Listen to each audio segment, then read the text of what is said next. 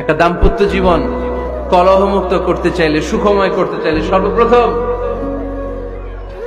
স্বামী স্ত্রীর যেটা খেয়াল রাখতে হবে সেটা হচ্ছে স্বামী স্ত্রীর উভয়ের স্যাক্রিফাইসের মানসিকতা থাকা লাগবে।